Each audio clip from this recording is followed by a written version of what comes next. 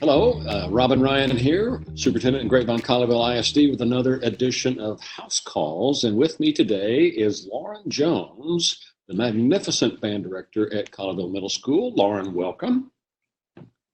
Hey, everybody. So glad that you're here. And man, I've been hearing great things about you and your band for a long time. And you and your band have continued to do great things even during this shutdown time. So I think that's a really interesting story. So tell me what you've been up to. Yeah, so we've gotten to see the kids actually pretty frequently with our WebEx calls. So it's been really nice, even just to check in. And sometimes we just talk about what everybody's doing. You know, what's been our favorite quarantine meal so far. It's either cooked or delivered. Even the simple things has been really nice to just touch base with each one of them. But basically on Mondays we get to meet with like the full bands all together, and then the rest of the week we break it out in sectional times. So we're able to see everybody about twice at minimum during the week. And then we also like to have the occasional lunch together. So we'll just send out a thing and we all, watch each other eat, but it's actually pretty funny. So it's been really good to see everybody so consistently. Yeah, so tell me more about that because you've got like well over 150 students in your bands, and you just said you're touching base with every single one of them. So talk about how you do that at the scale that you're doing.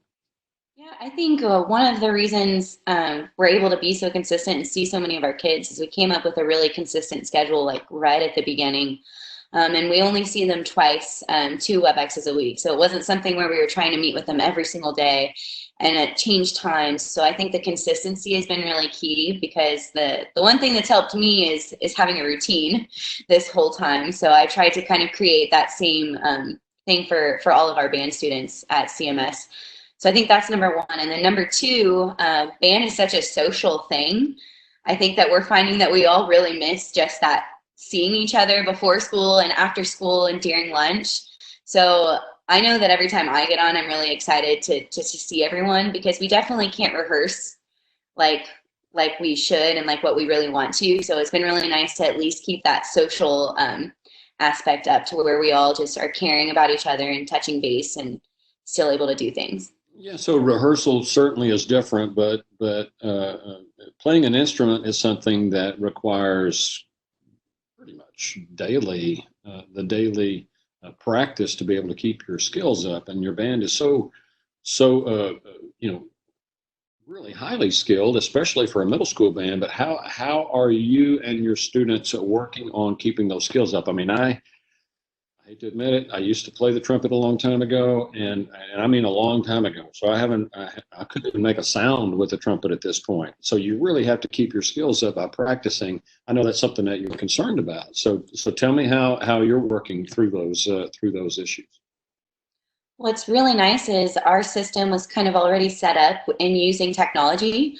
So the transition was a little bit easier and smoother probably than it was in a lot of places because the kids are already used to recording themselves at home and then submitting those recordings through a Google form that comes straight to me. So all sixth through eighth grade, like it stayed, the transition was so smooth because they were already doing this like from sixth grade to now. They submit recordings to both me and Mr. Prescott for us to listen to. So that part didn't have to change. So it's nice that they already had that system of accountability already set up for the virtual learning piece. So even though we can't work with the full ensemble, they're still progressing on an individual skill base, which will be really good for when we get to be back together again. You're keeping up with them. I mean, even their skills and their continued skills, you're able to do that through your weekly contacts then. So you've also done something really unique. You've tied some former students that are now in high school with our middle school folks. So talk about that connection. Yeah, one of my most passionate things, being at Colleyville Middle School, we have students that go to both Colleyville Heritage and to Grapevine. So I've always been really passionate about joining forces with both schools and making it feel like a family across the board, 6 through 12. So everybody gets that community feeling. So it started actually last year in person. I have a couple of students that started mentoring, teaching lessons to some younger students at the high school level. And now that we all have a little bit more free time, it's become even easier to include more and more high school students. So I have at least one high school student coming to all of my beginner classes, and they've shared their contact information, and they'll FaceTime and check in with all of their little beginners during the week. Both Abby Isley and Kimmy Nelson, who are both just named drum major at each high school, one at Colleyville and one at Grapevine, have been mentoring all of the younger sixth grade clarinet and trombones and starting to form that relationship so that there's already that sense of community there. So when kids get into eighth grade and it's time for high school, they already have that familiar face as someone they know and they love and they trust to kind of get them through things. So it's been really, really cool to watch all of them form this relationship and that the high schoolers take on this new leadership position. It's been really cool. So it seems like you've thought of everything. I mean, that is so neat, especially because we hear a lot from our two middle schools where they have students that split to go to each comprehensive high school, Grapevine High School and Colorado Heritage High School, and so now you've kind of figured out how to make that a strength instead of something that's a negative. And so, man, that's a great story. I love that. And you've got high school students and they're connected with sixth grade beginners as well. And that's got to be so motivating for our sixth grade kids to be able to look up to our role models that are in high school. So that's a great idea. So I get to be on a lot of these WebEx calls, probably 7 or 8 a day. And one of the cool things to do is kind of look in people's background and see what's going on. I see a very unique background that we're talking about here. So let's have some background conversation here. Tell me about what's happening back there behind you. Yeah, during quarantine, I actually celebrated my 30th birthday.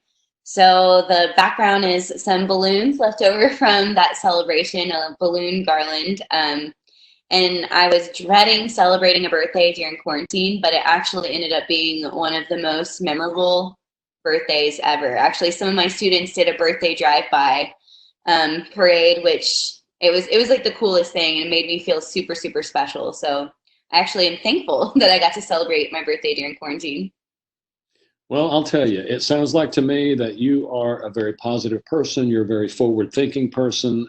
You are student-centered, and you figured out, even in the time of shutdown for COVID-19, how to make lemonade out of lemons. And just example after example of your strong leadership from a young teacher who is just doing great work with our students. I just want to say thank you for being a role model. Thank you for being a fantastic a person that our kids can look up to, and they can look at your example of how to do things even when things aren't going the way that you want them to be. You still have the responsibility to be successful, and you're proving that every single day. So I just want to say thank you, thank you, thank you for your work every day, and thank you for hopping on to this edition of House Calls. Of course, thank you so much. The kids make it easy, you know? Well, they do, and you make it look easy, but a lot of hard work goes into it, and I do appreciate all the work that you're doing to continue to help us all build excellent schools together. Thanks, Lauren.